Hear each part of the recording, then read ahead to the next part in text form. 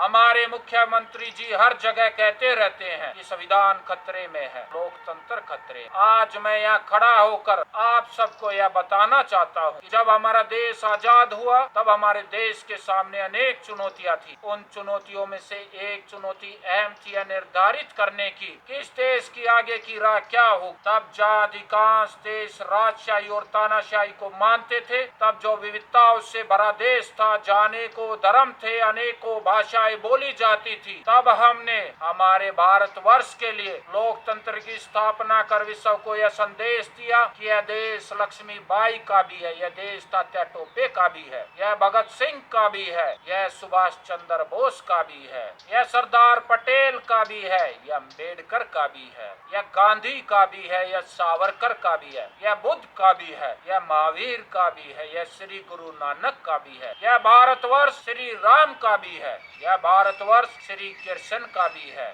और यह सब दर्शाता है कि हमारे विचारों में कितना भी मतभेद क्यों ना हो, किंतु हम एक भारतवासी है और यह भारतवर्ष विचारों से ऊपर उठकर, किसी भी धर्म से ऊपर उठकर, किसी भी जाति से ऊपर उठकर सिर्फ और सिर्फ संविधान से चलाया जाएगा। और आज इतने वर्षों बाद भी हमारा जो भरोसा हमारे संविधान पर तब था, वही भरोसा आज भी कायम है, बल्कि यह कहूँगा कि समय के साथ साथ और गहरा हुआ है। आज न हमें विश्व में सबसे बड़े लोकतंत्र के रूप में जाना जाता है, बल्कि मदर ऑफ डेमोक्रेसी भी कहा जाता है। हमारा संविधान ही हमारा संकल्प है, हमारा लोकतंत्र ही हमारी प्रेरणा है। और 2024 लोकसभा चुनाव के परिणाम यह साबित करते हैं कि इस देश में न कभी संविधान खतरे में था और न ही कभी आगे होगा, क्योंकि आज इसी संविधान की वजह से हमारी संसद में एक खालिस्तानी विचारों वाला व्यक्ति भी है। आज इसी संविधान की वजह से हमारी संसद में एक कश्मीर को भारत का भिन्न अंग न मानने वाला व्यक्ति भी है। और इसी संविधान की वजह से आप यानी अरविंद केजरीवाल एक जांच एजेंसी के नो समनों की अनदेखी करते हैं।